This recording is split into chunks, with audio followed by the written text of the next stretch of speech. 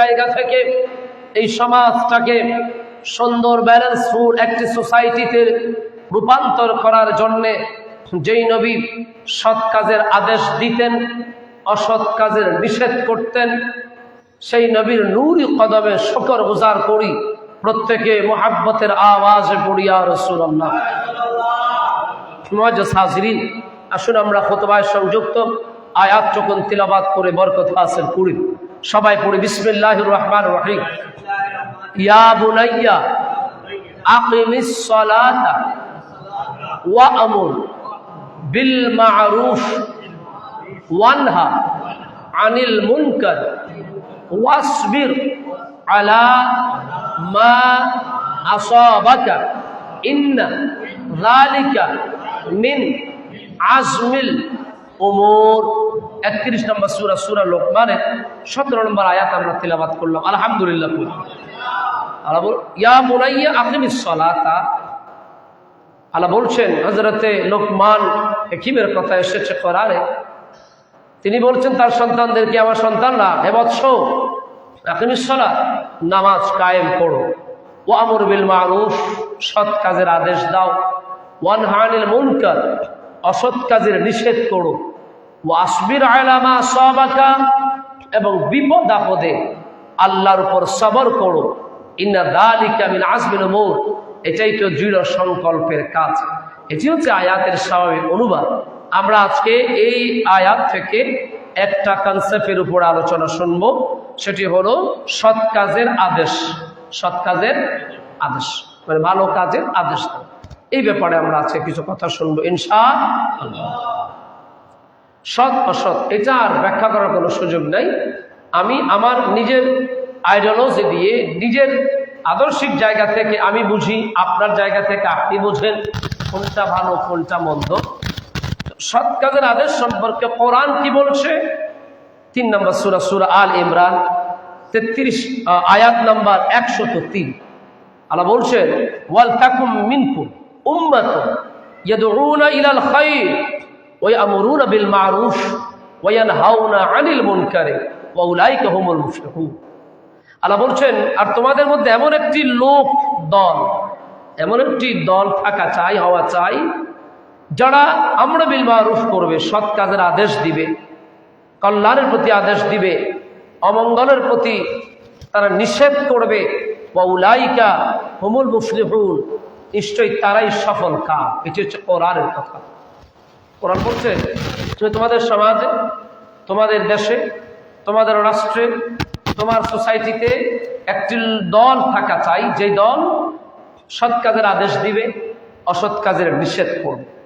3 নম্বর সূরা, সূরা আল ইমরানের 110 নম্বর আয়াতে আল্লাহ বলছেন, কুনতুম খায়রা উম্মাতিন উখরিজাত লিন-নাস আমরুনা বিল মা'রুফ ওয়া তানহাউনা আনিল মুনকার। আল্লাহ বড় সুন্দর করে, চমৎকার করে বলছেন, কুনতুম খায়রা উম্মাতিন উখরিজাত লিন-নাস।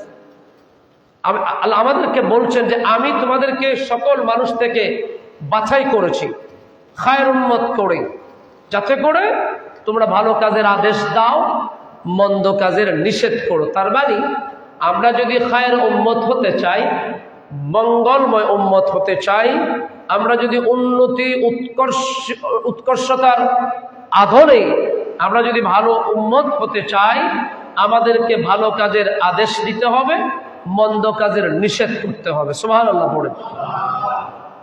আচ্ছা, মুসনাদ আহমদে হাদিস এসেছে, মিন মুসনাদিল কাবায়, হাদিস দুররাত বিনত আবি লাহাব, হাদিস নাম্বার 27434।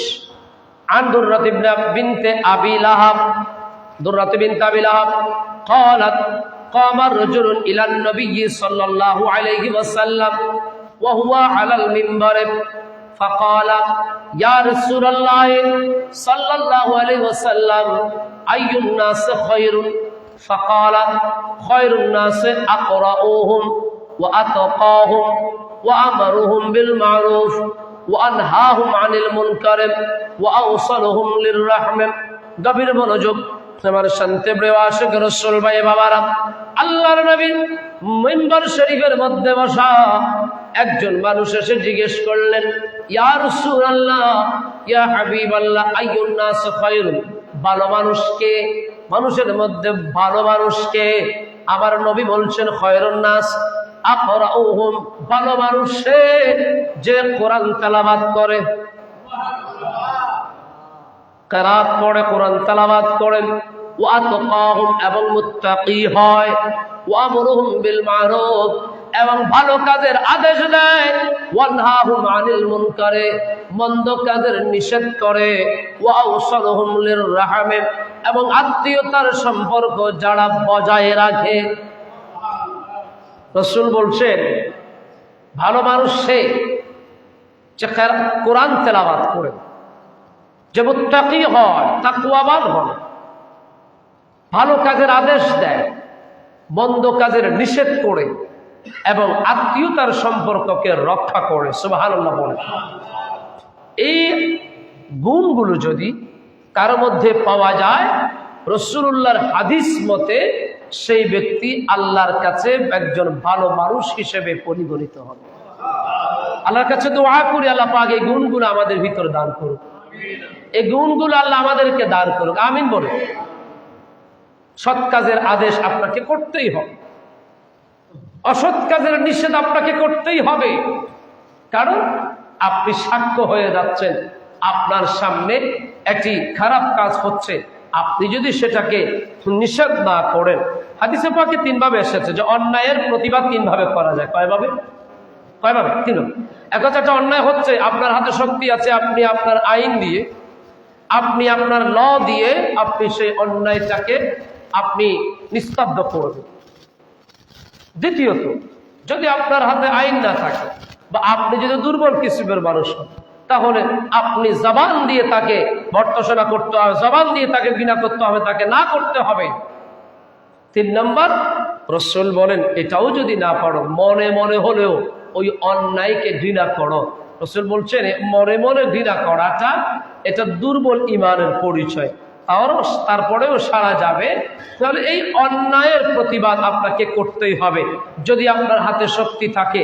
হাদিসে পাকের মধ্যে এসেছে সুনানে আবি দাউদ আব্বাল কিতাবিল মালাহিম বাবুল আমর ওয়ান নাহি, হাদিস নাম্বার 4339।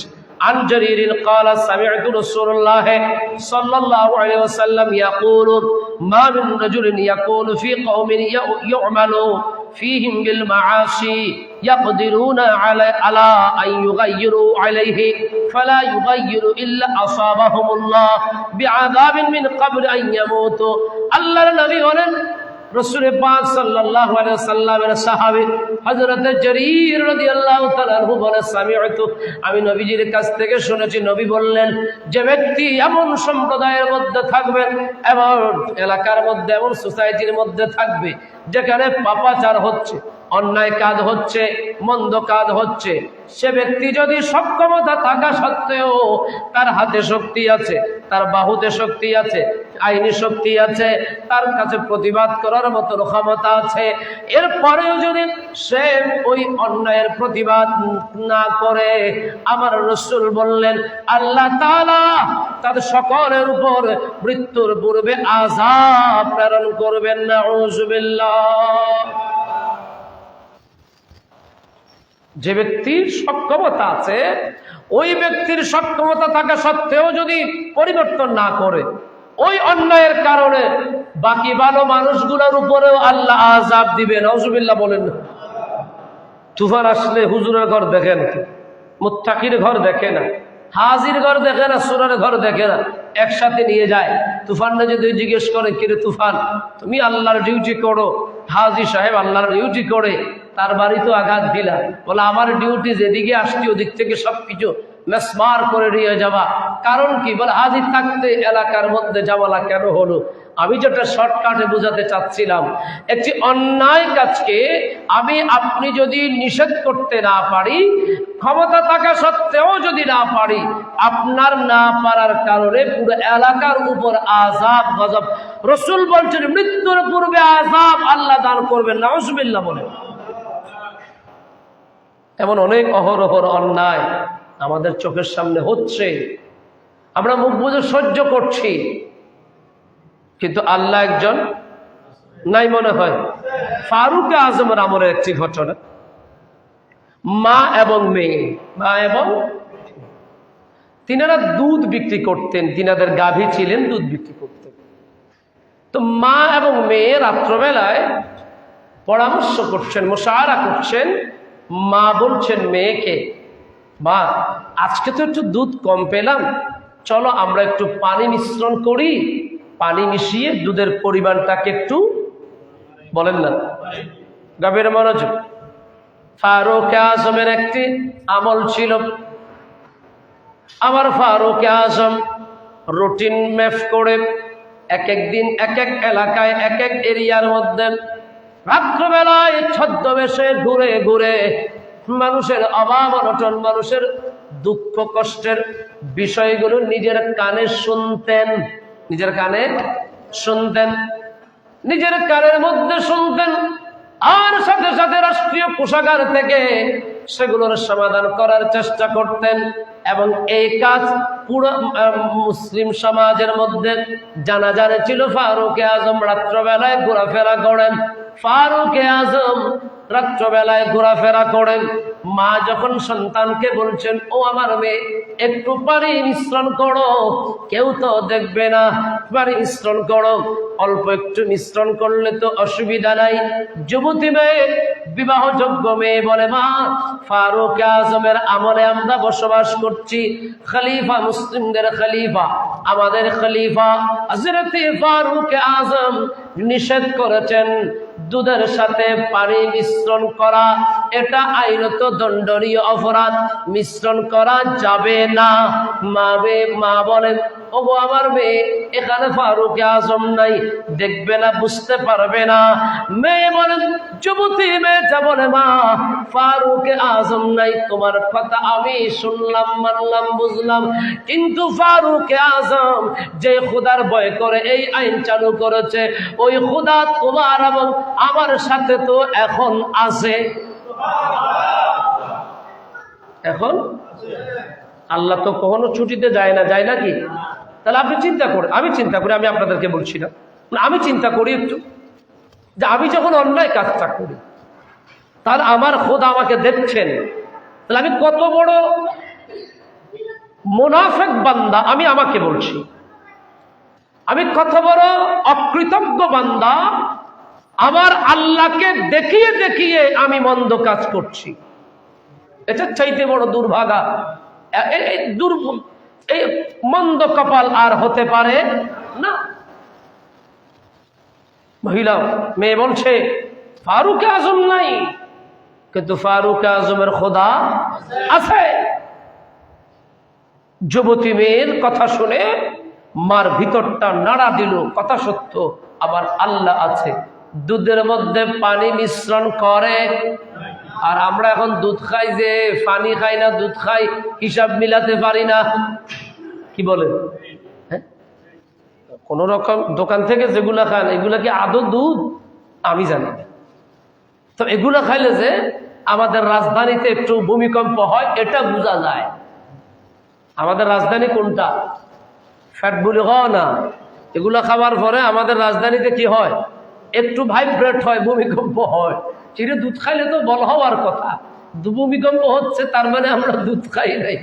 আমার বাবারা, আমি বলতে চাচ্ছিলাম, ফারুক আজমের ভয়ে ওই মেয়ে মাকে বলছেন, ফারুক আজম নিষেধ করেছেন। বলে ফারুক আজম তো নাই, বলে ফারুক আজমের খোদা তো আছে। মেয়ের মার দিল পরিবর্তন হলো, দুধের মধ্যে পানি মিশালো না। সুবহানাল্লাহ বলেন। এজন্য মানুষ তো অনেক সময় বাবা থেকে সন্তান শিখে, অনেক সময় সন্তান থেকে, এটা বাস্তব, এটা আপনাকে মানতে হবে। গভীর মনোযোগ। ফারুক আজম ঘরের ওপার থেকে, রাস্তা থেকে সবকিছু শুনে ফেললেন, চলে গেলেন। পরের দিন মা মেয়েকে রাজদরবারে হাজির।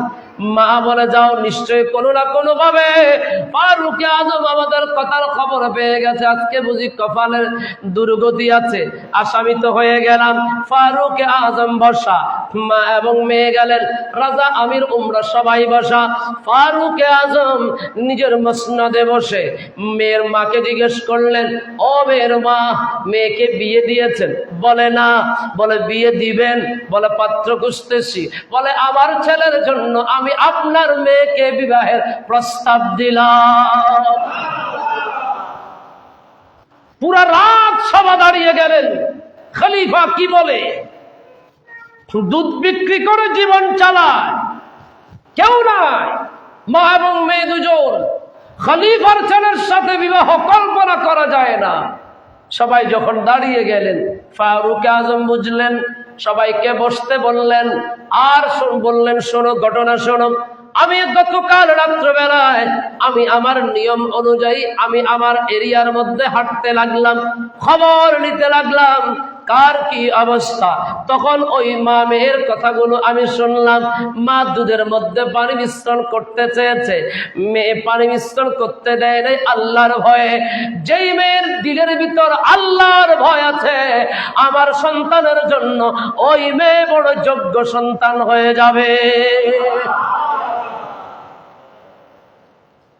ফারুক আজম বিশ্ববাসীকে জানান দিলেন, মেয়ে খুঁজতে হলে আদর্শবান, কোরআন পড়া, আলেমা, জাহেদা, তাহাজ্জুদ গুজার মেয়ে খুঁজে যদি সন্তানের সাথে বিবাহ শাদী দেন, তো ফজরের সময় ঘরে আর কেউ ঘুমিয়ে থাকতে পারবেন।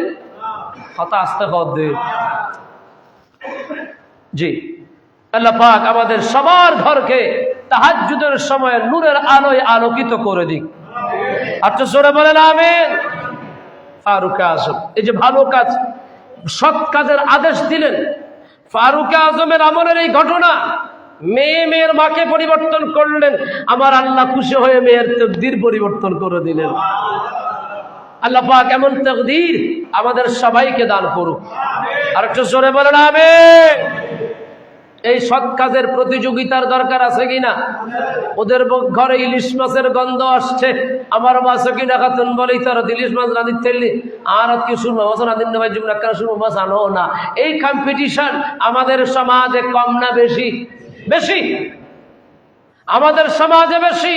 কিন্তু প্রয়োজন ছিল ভালো কাজের কম্পিটিশন করা। কোরআন বলছে 2 নম্বর সূরা আল বাকারার 148 নম্বর আয়াতে আল্লাহ বলছেন, ফাস্তাবিকুল খায়রাত আইনামা তাকুনু, যেখানেই থাকো ভালো কাজের প্রতিযোগিতা করো। কি কাজের? একটু জোরে বলো না, কি কাজের? কিছু মনে করবেন না। আপনারা যারা গার্ডিয়ান, রহমত আলীর ছেলে ডাক্তার হয়েছে, আমার ছেলের আমি বিসিএস ক্যাডার বানাবো, ভালো। কিন্তু এই কথা বলতে শুনি নাই, রহমত আলীর ছেলে 5 ওয়াক্ত নামাজ পড়ে, আমার ছেলের তাহাজ্জুদ সহ 6 ওয়াক্ত নামাজ অভ্যস্ত করবে, এটা শুনি না।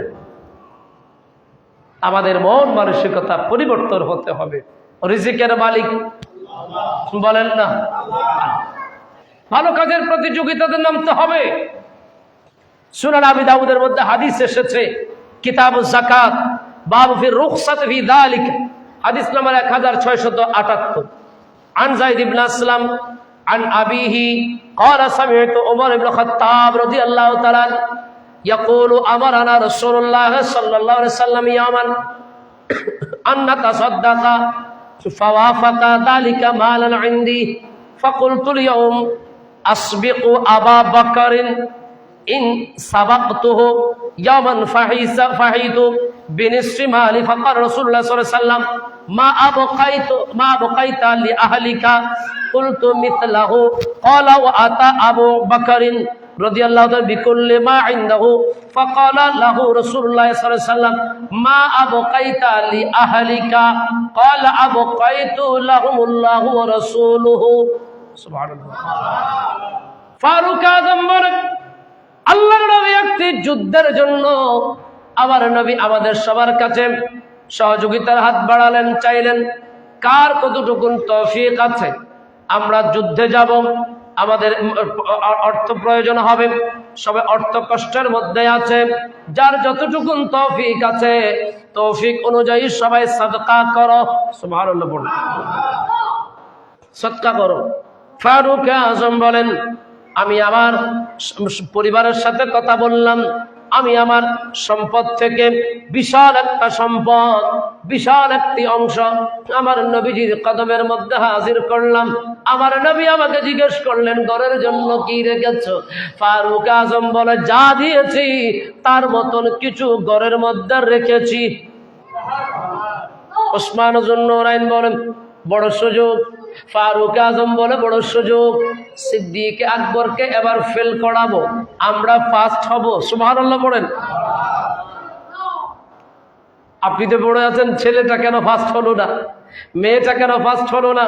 ছেলের উপর চেঁচামেচি, মেয়ের উপর চেঁচামেচি। একটা ছোট বাচ্চা প্লে নার্সারি 1, 2-তে পড়ে, এর 1 বানানোর জন্য, 2 বানানোর জন্য, 3 বানানোর জন্য আপনি যে যুদ্ধের নেমে পড়েছেন, আপনি কি বাচ্চার ভালো করতেছেন?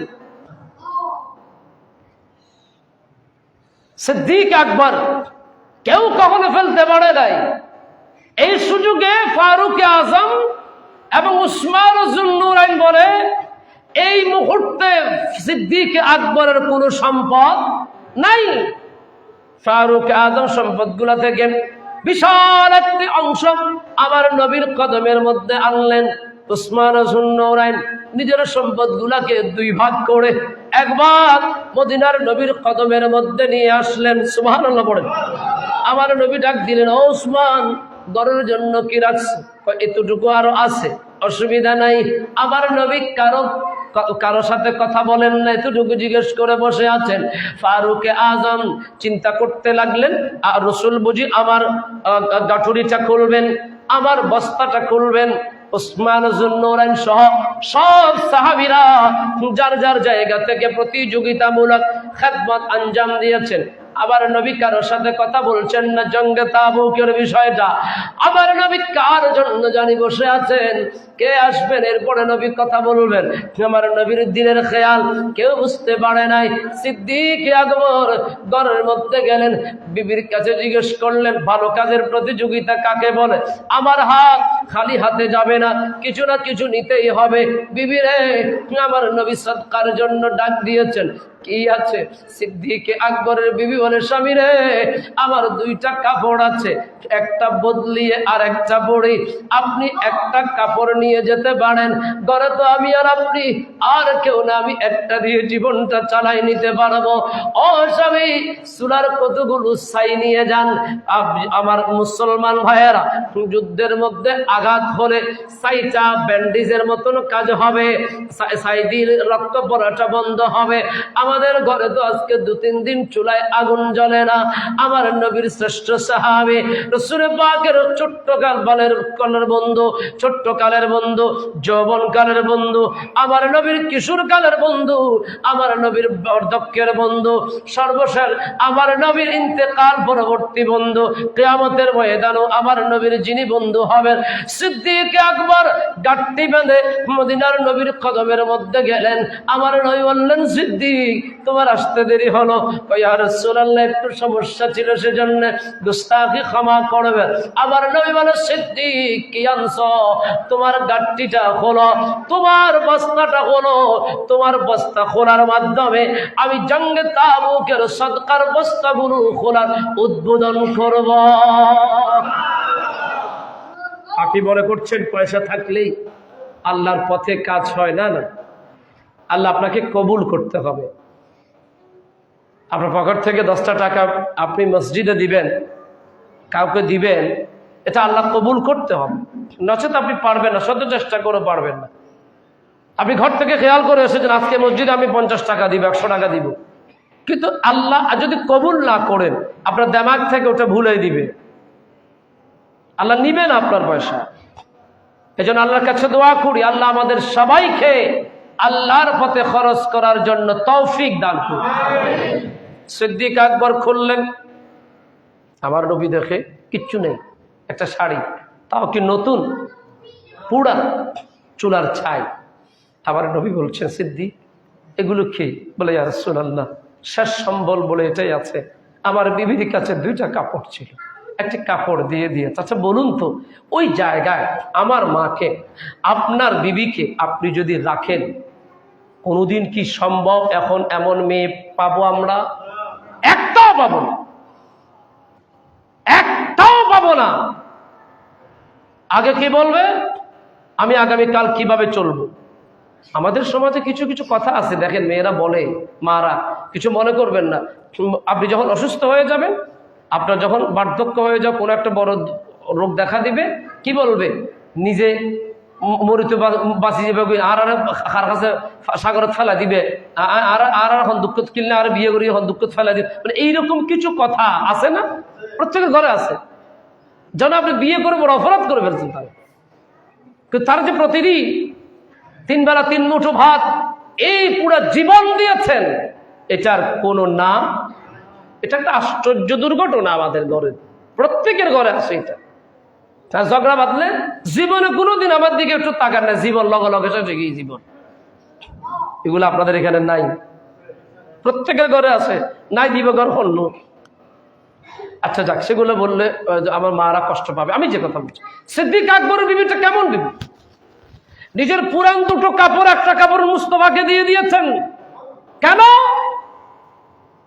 তিনি জানেন স্বামীর কাছে আর কোনো অর্থ নাই, আমার স্বামী মুস্তফায়ে কায়নাতের কাছে যাবে, খালি হাতে যাবে, এটা আমি স্ত্রী হিসেবে সহ্য করতে পারবো না। এজন্য নিজের 2টো সম্বল, 2টো কাপড় থেকে একটা কাপড় নবীর গোলামকে দিয়ে দিয়েছেন সিদ্দিক আকবরকে, যাতে করে মদিনার নবীর দরবারে খালি হাতে যেন না যায়। আবার নবী কাঠটিটা নিয়ে হাতের মধ্যে নিলে চোখ বেয়ে পানি পড়লো। আল্লাহ, আবার সিদ্দিক কিছুই রাখে না নিজের জন্য। অসিদ্দিক ঘরের জন্য কি রেখেছ? সিদ্দিক আকবর বড় চালাক মানুষ, বড় জ্ঞানী মানুষ, তিনি বলছেন আবকাইতু লাহুমুল্লাহ ওয়া রাসূলুহু, আমি আমার ঘরের জন্য আল্লাহ এবং রাসূলকে রেখেছি। আমি আমার ঘরের জন্য আল্লাহ এবং রাসূলকে রেখে এসেছি, এটাই আমার জন্য যথেষ্ট। মুরব্বিনে কেরাম, ওই জায়গা থেকে নিজেকে একটু চিন্তা করেন, আপনি কি রেখেছেন ঘরের জন্য? সিদ্দিক আকবর আপনার মতোই তো মানুষ, আপনার মতোই কারো স্বামী, কারো বাবা। তার ভিতর মুস্তফায়ে কায়নাতের এই প্রেমের আগুন জ্বলেছে, আমার ভিতর কেন জ্বলছে না? তার মানে হচ্ছে আমাকে আর অনেক বেশি পরিমাণে ভালোবাসার পরীক্ষা নিজেকে দিতে হবে, আল্লাহর কাছে যাবার জন্য অনেক পরিশ্রম করতে হবে। কথা বলেন ঠিক না? আচ্ছা, সিদ্দিক আকবর এই মালগুলো আমার নবী হাতে তুললেন, চোখের পানি ফেললেন। আল্লাহ, আজকের দিনে তোমার অনেক বান্দারা আমার সিদ্দিককে ফেল করাতে চেয়েছে, ফারুক আজম, উসমান হোসেন নুরাইনের মাথা নিচু। আল্লাহ, আমার সিদ্দিককে আজকেও এই প্রতিযোগিতায় কেউ ফেলতে পারে নাই। আমি তোমার কাছে দোয়া করি, আমার সিদ্দিকের মতন আর যেন কেউ নাও হবেও না, হতে পারেও না। যারা বলছেন সিদ্দিক আকবর জীবনে 1 বার হজ করছে, 2 বার উমরা করছে, আমি 14 বার হজ করছি, 100 বার উমরা করছি, আবু বকর আমল আমার আমলের চাইতে কম, না শুনে কি পাগল না মানুষ? বুঝি না, কিছু কিছু হুজুরেরা এই সকল ওয়াজগুলো করে, আপনারা জানেন। আবু বকর হজ করছে 1 বার, আমি হজ করছি 2 বার। আবু বকর উমরা করছে 2 বার, আমি উমরা করছি অনেকবার। আবু বকরের আমলের চাইতে আমার আমল বেশি। আরে বেটা, আবু বকরের, ফারুক আজম, সিদ্দিক আকবর, ওগুলো একটা বিশাল বড় ব্যাপার। আমি এটা বলতে পারবো কিনা জানি না। সিদ্দিক আকবরের শাহজাদির নাম আম্মাজান বলেন না, মা আয়েশা সিদ্দিকা। মা আয়েশা সিদ্দিকাকে আমার নবী একদিন মানে বলছেন যে আয়েশা, এই যে আকাশে যতগুলো তারকা দেখছো, বলে হ্যাঁ। ও আয়েশা, জানো নি আমার উম্মতের ভিতরে এত পরিমাণ আমল, এত পরিমাণ সওয়াব কার আছে? সন্তান হিসেবে ভেবেছিলেন বাবার কথা বলবে। আয়েশা সিদ্দিকা বলে, ইয়া রাসূলুল্লাহ, আপনি ভালো জানেন। আমার নবী বললেন আমার উমরের এতটুকুন আমল সওয়াব, গোটা আসমানে যতগুলো তারকা আছে অত তারকার সমান আমার ফারুক আজমের সওয়াব। আম্মা জান আয়েশা সিদ্দিকা মনটা একটু খারাপ করলেন। আমার নবী বুঝে গেলেন। আমার নবী আমা আয়েশা সিদ্দিকাকে নিজের রান মুবারকের উপর বসালেন, নিজের বিবির সাথে খুব কাছাকাছি কিভাবে জীবন পরিচালনা করতে হয় আমার নবী হাতে কলমে আমাদেরকে শিক্ষা দিয়েছেন। এগুলো তো আমরা বলি না, বউ মোবাইল একটা নিয়ে দক্ষিণে, স্বামী মোবাইল একটা নিয়ে উত্তরে, 2 জন 2 মেরুতে, মাঝখানে এই 2টা ছোট ছোট বাচ্চা, ওরা বলে যে আমরা কোন দিকে। কথা বুঝতে পারছেন বিষয়টা? সিদ্দিক আকবরের শাহজাদি আম্মাজান আয়েশা সিদ্দিকার মনটা খারাপ। আবার নবী রানে মোবারকের মধ্যে নিয়ে বলেন, আয়েশা শোনো, আমি জানি তুমি কেন মন খারাপ করেছো।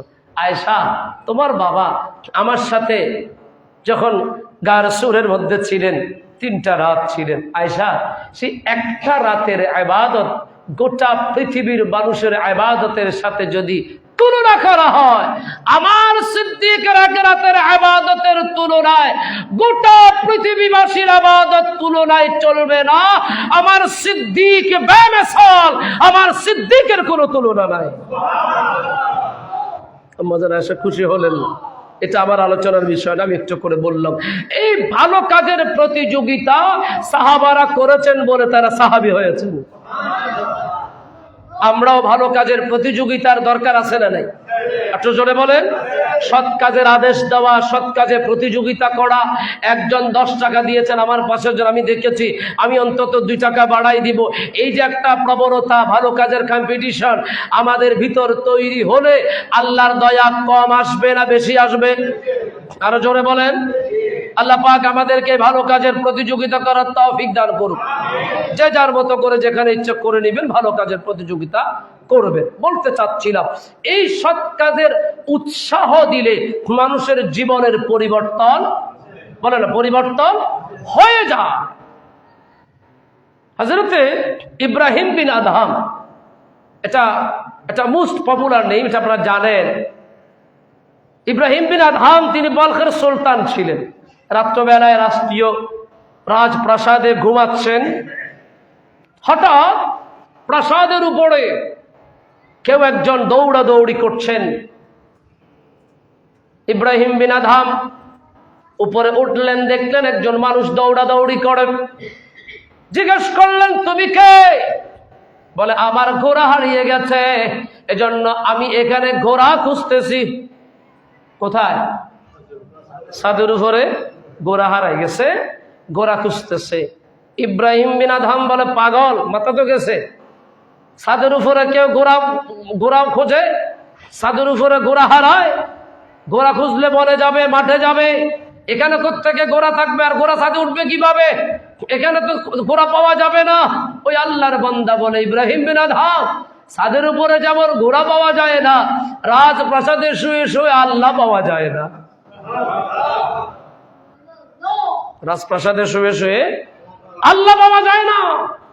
ইব্রাহিম বিন আদহামের দেমাগের মধ্যে আঘাত লাগলো। কি বলল?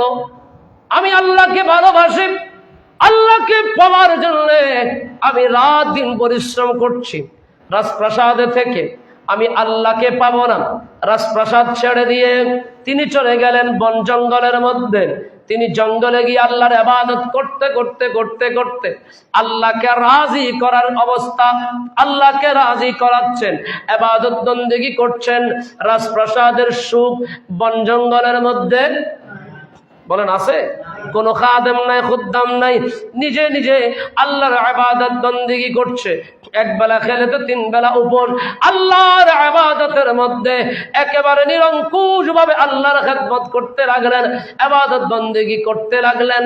আল্লাহকে রাজি করে ফেললেন, আল্লাহ তাকে বন্ধু বানালেন, আল্লাহর সাথে এলকা হচ্ছে। তিনি বুঝতে পারলেন তার দিলের মধ্যে আল্লাহর এলকা হচ্ছে। তিনি আল্লাহর কাছাকাছি গেলেন, বন জঙ্গলের মধ্যে পড়ে আছেন। এইদিকে রাজপ্রাসাদের সভাসদের যারা আছে সবাই খুঁজতে খুঁজতে ইব্রাহিম বিন আদহামের কাছে গেলেন জঙ্গলের মধ্যে। ওগো সুলতান, আপনি বলখের সুলতান, এখানে বসে কি করছেন? চলুন, আপনার জন্য সিংহাসন বসে আছে, এখনো সিংহাসন ফাঁকা। আপনার রাজ দরবারের আপনার খাদেম খুদ্দামরা, আমির উমারা আর মন্ত্রী যারা আছে, আপনার সৈন্যবাহিনী আপনার জন্য অপেক্ষা।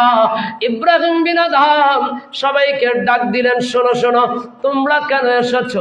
বলে, আমরা সুলতান, আপনাকে নিয়ে যেতে এসেছি। কোথায়? বলে, বলখের রাজপ্রাসাদে। ওখানে গিয়ে কি হবে? বলে, আপনি রাজত্ব করবেন। বলে, আমার কথা কয়জনে শোনে? তোমরা যারা এই জায়গার মধ্যে এসেছো, তোমরা সবাইকে বুকে হাত দিয়ে বলতে পারবা, তোমরা সবাই আমার কথা শোনো। সুবহানাল্লাহ। সবাই স্তব্ধ হয়ে গেল, সাইলেন্স হয়ে গেল, নীরব হয়ে গেল। ইব্রাহিম বিন আদহাম নিজের হাতের মধ্যে থাকা একটা সুইকে নদীর মধ্যে ছুঁড়ে মারলেন। সুবহানাল্লাহ বলেন। নদীর মধ্যে ছুঁড়ে মারলেন। ছুঁড়ে মারার পরে সবাইকে বললেন, আমার এই সুইটা একটু খুঁজে আনো। কি বলবেন? আমার এই সুইটা কোত্থেকে? আমার মন্ত্রী বললেন, আমির উমরা বললেন, সুলতান এটা কি সম্ভব? এটা কি সম্ভব? আমরা শত চেষ্টা করেও কি আমরা এই সুইটা আনতে পারবো? বলো, তোমরা না আমাকে ভালোবাসো, আমি যা বলি তা শুনবে, তোমরা না আমার অনুগত? বলো, অনুগত ঠিক আছে, কিন্তু একটা নিয়ম তো আছে। বলে, হ্যাঁ সেটাই বলছিলাম, অপেক্ষা করো। ইব্রাহিম বিন আদহাম নদীর সাগরের দিকে খেয়াল করে বললেন, ও সাগরের মাছেরা, আমার সুইটাকে খুঁজে নিয়ে আসো। বলার দেরি, মুহূর্তের ভিতরে সাগরের সব মাছ সাগরের কিনারার মধ্যে এসে ইব্রাহিম বিন আদহামের সামনে একেবারে লাইন দাঁড়িয়ে গেলেন। সেখান থেকে একজনের মুখের মধ্যে সুইটা নিয়ে দাঁড়িয়ে আছে। ইব্রাহিম বিন আদহাম বলে, ও আমার মন্ত্রীরা, ও আমার রাজারা, ও আমার আমির উমরা, আমার সেনাবাহিনী, একটু খেয়াল করে দেখো, আমি এই মাছগুলাকে বলার সাথে সাথে তারা আমার অনুগত হয়ে আমার কাজটুকুন করে দিয়েছে।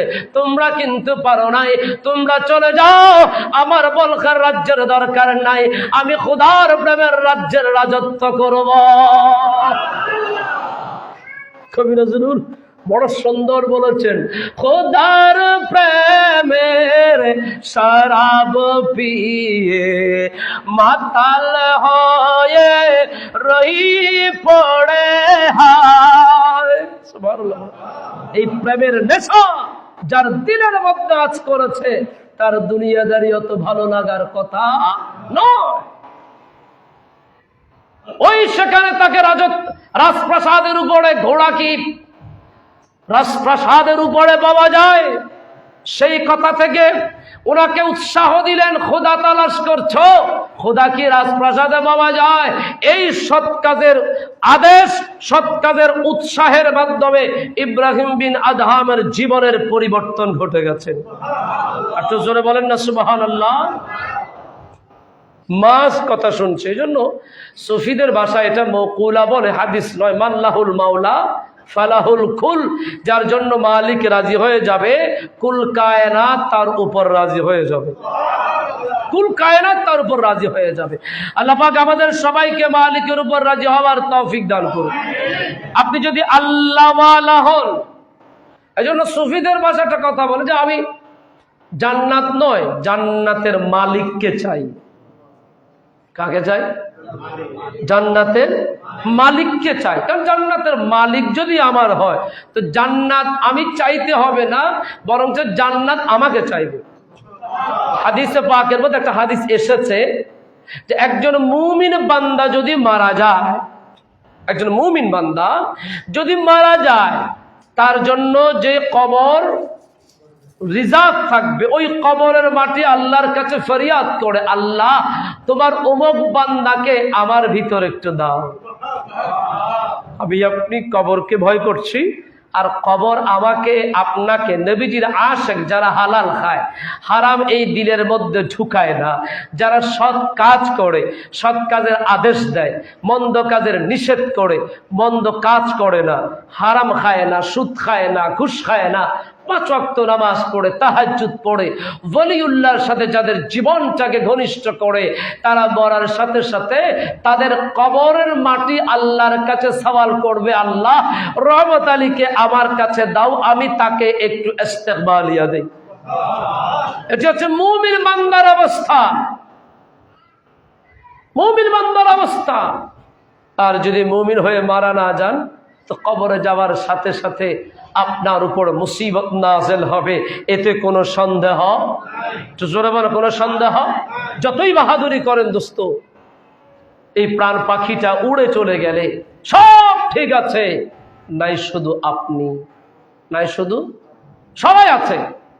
স্ত্রীর জায়গায় স্ত্রী, সন্তানের জায়গায় সন্তান, পয়সার জায়গায় পয়সা, বিল্ডিং এর জায়গায় বিল্ডিং, নাই শুধু আপনি।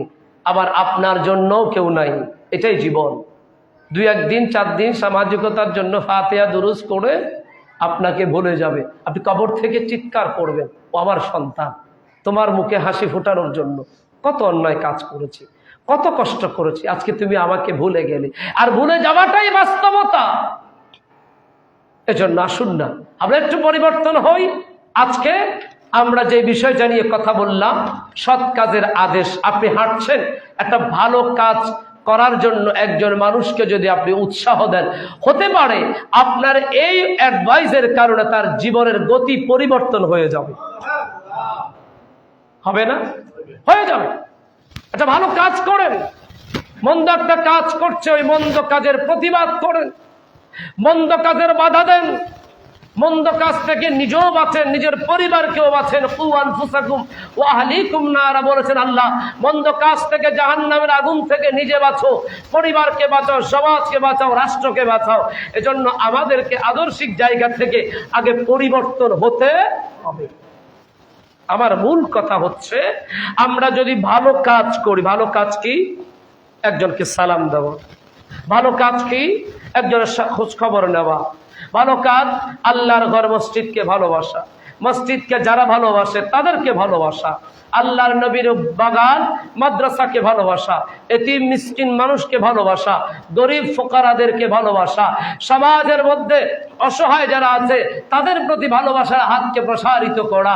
এইভাবে আমরা যদি সৎ কাজ করতে পারি, ভালো কাজ করতে পারি, আল্লাহ বলছেন আমাদের তাকদীর হবে, বান্দা যারা আল্লাহর কাছে ধৈর্যশীল হয়ে আল্লাহ ওয়ালা হয়েছে, ওই রকম ধৈর্যশীলকারী বান্দাদের ভিতর আল্লাহ আমাদের নামকে লিপিবদ্ধ করে দিবেন। সৎ কাজের আদেশ দিতে হবে, ফাসাদ বাড়ানো যাবে না। এবং সেই সৎ কাজের আদেশ দেওয়ার জন্য আপনাকে কৌশলী হতে হবে। কি হতে হবে? কৌশলী হতে হবে। আমার একটা কথা মনে পড়ে, আমি এটা সম্ভবত গত বছর মিলাদুন নবীতে হাশমি হুজুরের দরবার আমাকে বিষয়টা দিয়েছিল, আলোচনা করেছিলাম।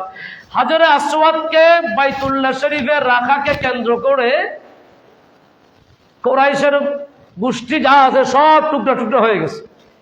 কেউ বলে আমরা রাখবো, কেউ বলে আমরা রাখবো, কেউ বলে আমরা রাখবো হাজরে আসওয়াদকে।